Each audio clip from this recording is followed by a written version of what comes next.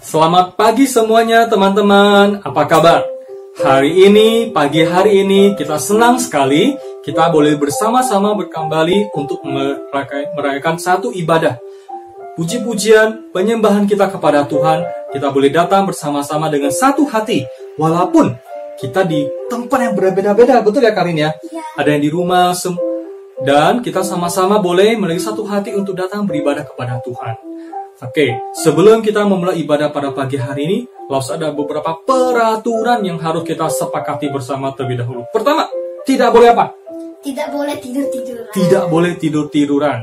Oke, terus kedua, kita harus duduk dengan betul, dengan benar, dengan posisi yang betul, kita dengan rasa hormat, kita datang kepada Tuhan, kita beribadah kepada Tuhan. Kenapa? Karena walaupun kita ada di rumah sekarang, kita tetap beribadah kepada Allah kita yang sama, yaitu Allah Tuhan Yesus Kristus. Oke? Dan ketiga, tidak boleh ada handphone di kanan kiri kita. Semua kita harus melepaskan handphone, matikan handphone, kita benar-benar fokus datang kepada Tuhan. Oke? Apakah sudah siap semua teman-teman? Sudah siap Karin? Siap. Oke, kalau sudah siap, langsung mengajak kita sama-sama menyanyikan satu pujian terlebih dahulu. Selamat pagi Tuhan.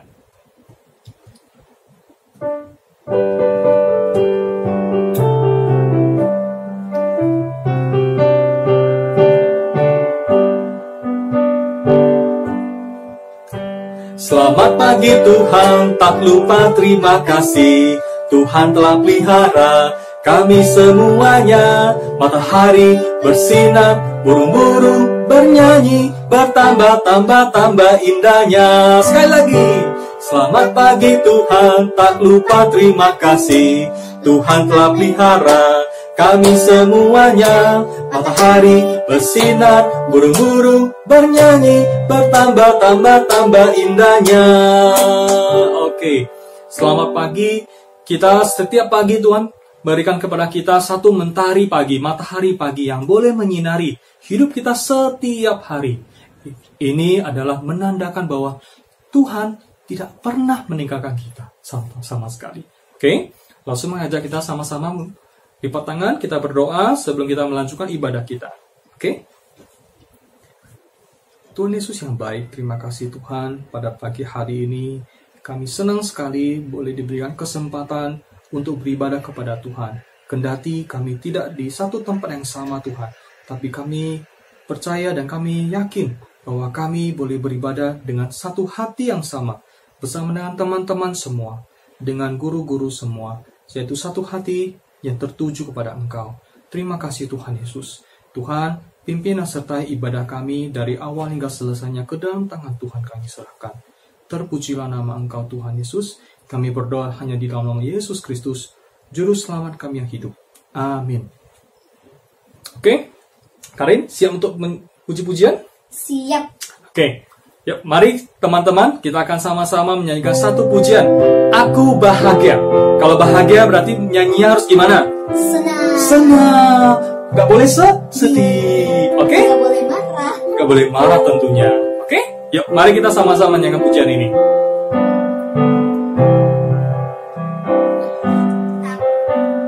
Aku bahagia, bahagia, bahagia, bahagia.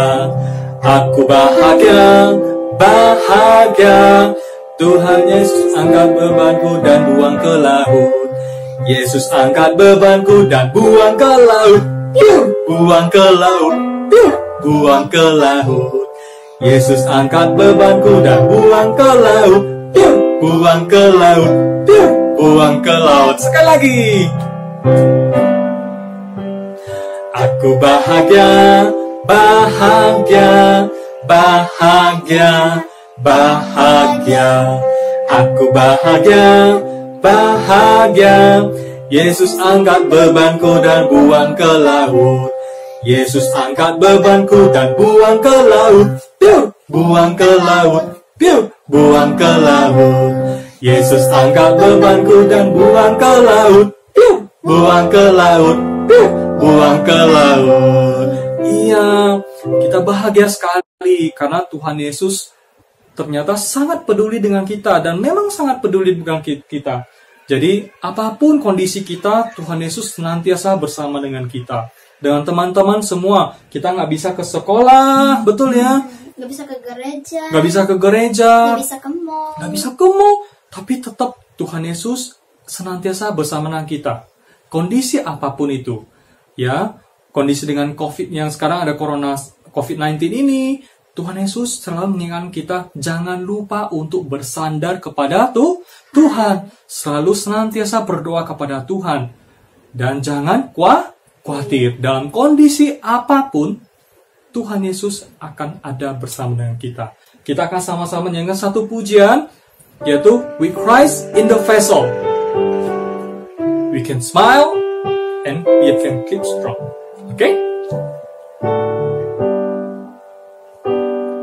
With Christ in the vessel, we can smile at the storm. Smile at the storm. Smile at the storm. With Christ in the vessel, we can smile at the storm as we go sailing home. Sailing home. Sailing, sailing home.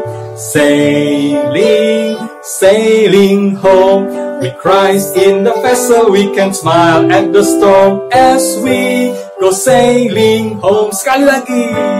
With Christ in the vessel, we can smile at the storm. Smile at the storm.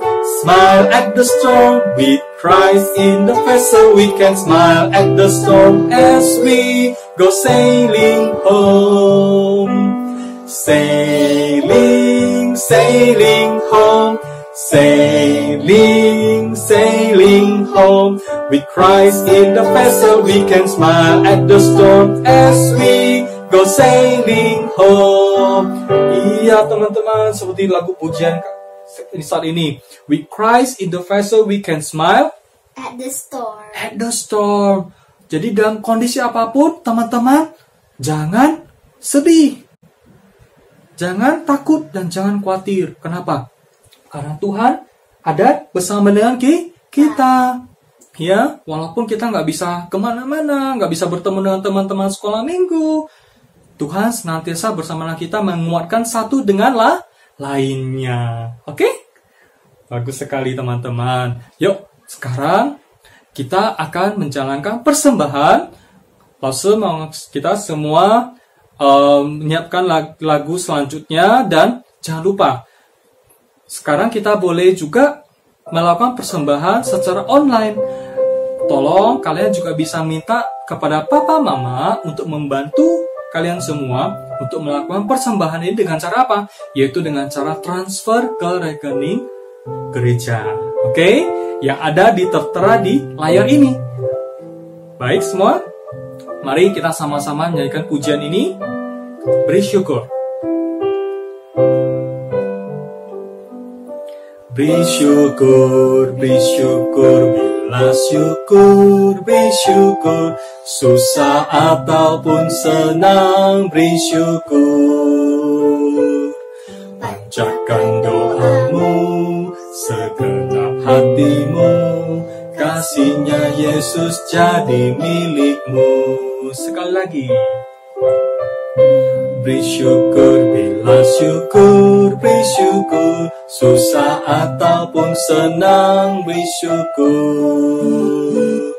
Panjatkan doamu, segenap hatimu.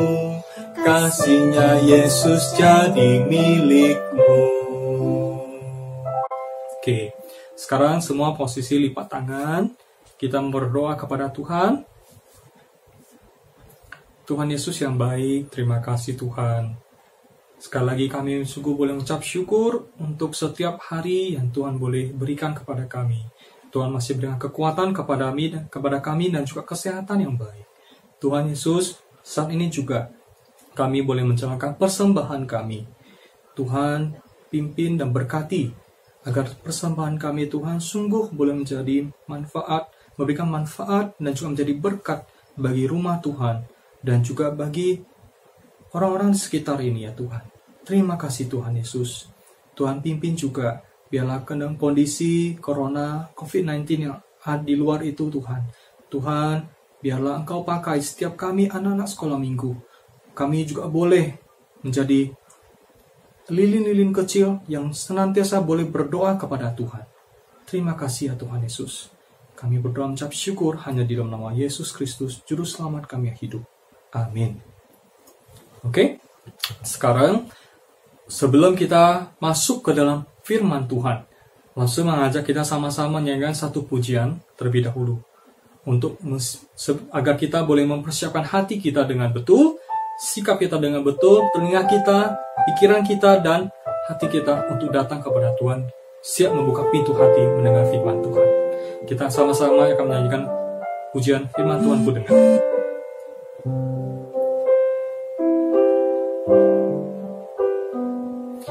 Firman Tuhan ada di hatiku, ada di langkahku, ada di hidupku, dan terus bertumbuh sirami jiwaku. Berbuah, berbuah, berbuah, berbuah, berbuah, berbuah, berbuah, berbuah. Sekali lagi. Firman Tuhan ada di hatiku, ada di langkahku, ada di hidupku, dan terus bertumbuh sirami jiwaku. Berbuah, berbuah, berbuah, berbuah, berbuah, berbuah, berbuah, berbuah. Halo, apa kabar adik-adik? Gimana? Masih semangat walaupun kita stay at home?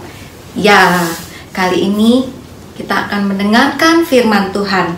Seperti biasa, sebelum mendengarkan firman Tuhan, kita berdoa dulu ya. Yuk, ikuti Lause berdoa ya. Tuhan Yesus, terima kasih Tuhan. Sebentar kami akan mendengarkan firman-Mu. Tuhan, tolong siapkan hati kami supaya kami bisa mendengar firman Tuhan dengan sungguh-sungguh. Terima kasih Tuhan. Di dalam nama Tuhan Yesus kami berdoa. Amin. Ya, Lause pengen tanya nih. Sebelumnya, apakah kalian punya satu keinginan yang amat sangat kalian pikir kalau kalian mendapatkan keinginan itu, kalian rasanya happy sekali. Nah, simpan dulu keinginan kalian itu ya. Langsung mau cerita dulu. Ada satu anak yang namanya Lisa. Keinginan dia apa adik-adik? Dia itu ingin sekali dapat sepeda. Nah, lalu Lisa ini ngomong sama papanya, "Pak, aku dibelikan sepeda dong." Lalu papanya berjanji, "Oke Lisa, Papa akan belikan kamu sepeda. Tapi nggak sekarang ya. Nanti ya, Papa pasti akan belikan buat kamu." Nah, Lisa menjadi senang hatinya mendengar papanya sudah janji. Tapi belum dibeli-beliin juga sepedanya. Lalu Lisa terus berpikir, di kepala dia cuma ada sepeda, sepeda, sepeda. Nah, terus satu hari papanya ngajak Lisa, "Ayo Lisa, seperti biasa kalau saat weekend kita nengok nenek yuk." Lisa tapi menjadi bete dia karena dia pikir, coba kalau sudah ada sepeda, saya pasti lebih happy. Saya bisa putar-putar keliling komplek nih dengan sepeda baru. Nah, jadi Lisa itu masih terus berpikir tentang keinginannya yang belum dipenuhi. Nah, lalu saya mau cerita, ada satu tokoh Alkitab juga punya nih keinginan seperti si Lisa. Ya, adik-adik tahu nggak kira-kira siapa tokoh Alkitab itu? Dia adalah Bapak Abraham. Ya, seperti kita tahu Bapak Abraham ini setelah 10 tahun meninggalkan Haran, dia kan taat ya sama perintah Tuhan. Jadi setelah 10 tahun meninggalkan Haran, Abraham terus berpikir, kok Tuhan belum memberikan aku keturunan ya? Sedangkan Abraham dan Sarah dari hari ke hari semakin bertambah tua ya. Lalu Abraham terus berpikir ya, bagaimana saya masih belum punya anak ya. Lalu suatu malam saat Abraham sedang berada di kemahnya, Abraham sedang berpikir, ada satu janji Tuhan yang hingga saat itu belum juga digenapi. Adik-adik tahu apa janji itu? Ya, Abraham sangat ingin sekali punya keturunan. Tapi di umur yang sudah tua itu, Abraham masih juga belum punya anak. Ya, jadi Abraham malam itu berpikir-pikir, kapan ya Tuhan kasih anak untuk aku? Gitu. Lalu tiba-tiba Tuhan berbicara pada Abraham. Abraham, janganlah takut, akulah perisaimu. Upahmu akan sangat besar. Wah, Abraham menjadi sangat terkejut. Kok Tuhan bisa tahu ya apa yang sedang dia pikirkan saat itu? Nah, lalu Abraham berbicara sama Tuhan. Tuhan, aku semakin bertambah tua, tapi aku masih belum memiliki anak. Apakah aku harus mewariskan segala sesuatunya kepada hambaku Eliezer yang berasal dari Damsyik itu, Tuhan? Lalu Tuhan bilang, no Abraham, tidak seperti itu. Anak kandungmu lah nanti yang akan mewarisi segalanya darimu. Anak kandungmu lah yang akan menjadi ahli warismu sendiri. Lalu Tuhan menyuruh Abraham keluar dari kemah. Tuhan bilang, lihatlah Abraham, lihatlah langit itu, lihatlah bintang-bintang itu. Lalu Tuhan bilang, apakah kamu dapat menghitungnya Abraham? Abraham menjawab pada Tuhan, wah banyak sekali bintang-bintang di langit, aku tidak dapat menghitungnya. Lalu Tuhan bilang sama Abraham, ya seperti itulah nanti keturunanmu banyaknya, engkau tidak akan sanggup menghitungnya. Setelah Abraham mendengar janji Tuhan, Abraham menjadi tenang hatinya. Lalu setelah itu masih ada lagi yang dia pikirkan. Abraham berpikir apa, adik-adik tahu? Dia bilang gini, selama ini saya tinggal di sini sudah lama, sudah 10 tahun di tengah-tengah orang Amori ini, tapi aku tidak memiliki tanah tempat tinggalku sendiri. Bagaimana nanti aku yakin keturunanku yang akan banyak itu memiliki sendiri tempat tinggalnya. Lalu Tuhan berbicara lagi, Abraham, kamu persiapkan dulu ya persembahan. Lalu Tuhan menyuruh Abraham menyiapkan seekor lembu, seekor kambing, domba, seekor burung tekukur, dan juga seekor anak burung merpati. Lalu Abraham menyiapkan segala sesuatunya itu dengan baik, dipilih yang terbaik, lalu disembelih hewan-hewan itu. Setelah disembelih, Abraham mempersembahkannya di atas mezbah. Lalu Tuhan menerima persembahan Abraham. Lalu Tuhan berbicara lagi sama Abraham saat itu, tapi kali ini lewat mimpinya. Karena Abraham setelah mempersiapkan mezbah itu, Abraham menjadi sangat lelah. Lalu setelah dia kelelahan, dia tidur. Nah, lalu Tuhan berbicara sama Abraham melalui mimpinya. Tuhan berbicara begini sama Abraham. Abraham, keturunanmu itu nanti akan menjadi orang asing di negeri yang bukan miliknya. Ya, jadi keturunan Abraham itu akan menjadi orang-orang asing di negara yang memang bukan milik mereka. Lalu mereka akan ditindas, mereka akan diperbudak, lalu pokoknya mereka akan mengalami hal-hal yang tidak enak. Adik-adik tahu berapa lama? Ternyata lama ya, selama 400 tahun lamanya. Tapi Tuhan berfirman lagi sama Abraham, aku tidak akan tinggal diam. Aku akan menghukum orang-orang yang menindas keturunanmu itu. Lalu pada saatnya nanti keturunanmu akan kembali ke tanah Kanaan dan membawa harta benda yang sangat banyak dari penindas-penindasnya itu. Lalu setelah Abraham mendengar itu, dia kembali menjadi tenang. Lalu Elsa akan kembali menceritakan Abraham dan keluarganya, yaitu Sarah istrinya yang dari hari ke hari semakin menjadi tua. Lalu Sarah ini punya pikirannya sendiri, ya. Dia berpikir-pikir, aku semakin tua, bagaimana nanti Abraham punya anak dari aku, sedangkan aku bertambah tua sampai sekarang masih belum juga diberi anak. Lalu Sarah punya pikirannya sendiri. Dia kasih tahu Abraham, bagaimana kalau kamu mengambil Hagar, pembantuku itu, menjadi istrimu juga. Dengan demikian, nanti kamu akan mendapatkan anak dari Hagar, dan itu mungkin yang akan menjadi keturunanmu.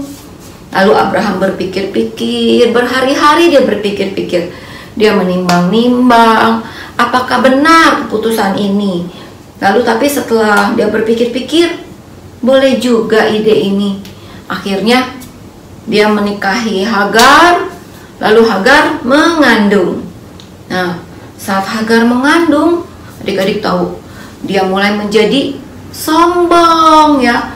Lalu dia mulai mengejek-ngejek Sarah, mengolok-olok Sarah. Dia ngeledek ya sama Sarah. Kamu ini perempuan mandul. Sedangkan aku sekarang mengandung anak dari Bapak Abraham. Lalu Sarah yang setiap hari diejek-ejek sama Hagar, dia menjadi kesal hatinya. Setiap hari dia menjadi iri, lalu dan kesal sama Hagar. Lalu akhirnya Sarah ngadu sama Abraham, si Hagar itu ya mulai tidak sopan. Dia mulai berani mengejek-ejek aku. Aku sebel, aku tidak tahan sama dia. Lalu Abraham bilang apa sama Sarah? Sarah, Hagar itu kan pembantu kamu. Kamu boleh kok berbuat apa saja yang kamu mau terhadap dia. Aku tidak mau ambil pusing. Kamu urus saja urusan kamu sendiri. Wah, karena Abraham berbicara seperti itu pada Sarah, lalu Sarah mulai menindas Hagar. Dia mulai jahat sama Hagar. Dia mulai suka marah-marahin Hagar. Pokoknya dia berbuat jahat sama Hagar. Akhirnya Hagar tidak tahan, adik-adik. Lalu apa yang dia lakukan? Dia kabur. Dia pergi dari rumah Abraham. Dia berpikir, lebih baik aku pulang ke negeri Mesir, kembali ke tempat asalku, daripada aku di rumah tuanku. Aku ditindas terus, aku tidak tahan. Lalu Hagar pergi. Di tengah perjalanan, malaikat Tuhan menjumpai Hagar.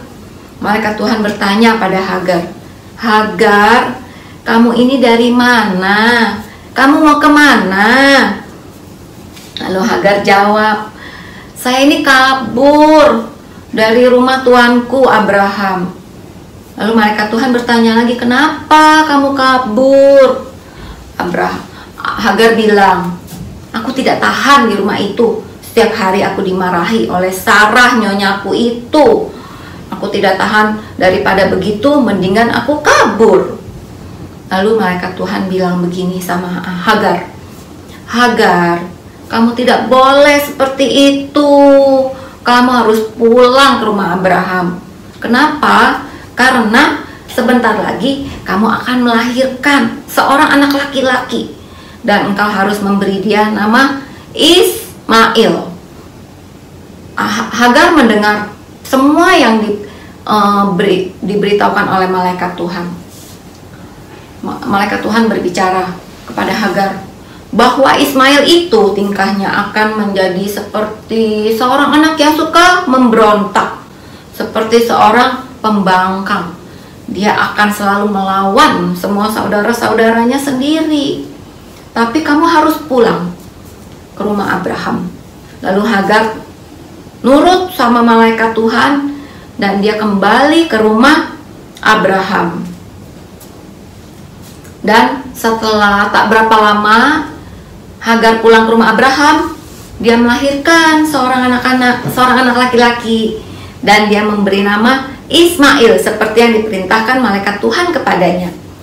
Lalu adik-adik tahu saat itu umur Bapak Abraham berapa? Ya, dia sudah berumur 86 tahun. Tapi setelah itu Tuhan tidak mau berbicara sama Abraham selama 13 tahun.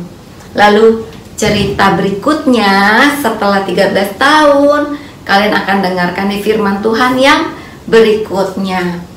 Adik-adik, dari cerita ini kita bisa mendapat pelajaran apa sih? Nah, pelajaran yang bisa kita dapatkan dari firman Tuhan hari ini adalah kita itu harus tetap percaya pada janji Tuhan, karena Tuhan pasti akan menggenapi janji-janjinya. Lalu, apalagi yang kita bisa pelajari? Kita harus belajar bersabar, belajar sabar untuk menunggu janji Tuhan itu kapan digenapi. Jadi kita harus sabar, ya. Dan kalau adik-adik mau baca tentang kisah ini lebih dalam, kalian bisa baca di Kejadian 15 dan 16. Dan ada ayat hafalannya juga loh. Di Kejadian 15 ayat 6. Itulah ayat hafalannya. Nah, jadi kisah yang berikutnya nanti kalian akan mendengar di firman Tuhan yang selanjutnya.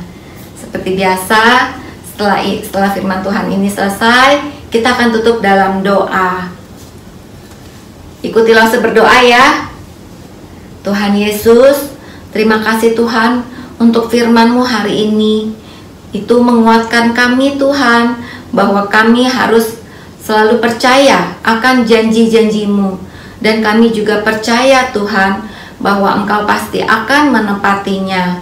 Tuhan, ajar kami selalu untuk bersabar, menunggu jawaban-jawaban dari Tuhan. Terima kasih Tuhan, di dalam nama Tuhan Yesus kami berdoa. Amin. Adik-adik, tetap bersabar dan bersemangat ya, walaupun kita mengalami pandemi COVID-19 ini. Banyak hal yang bisa kita lakukan walaupun kita di rumah. Ya, nanti kita ketemu lagi ya. God bless you. Bye.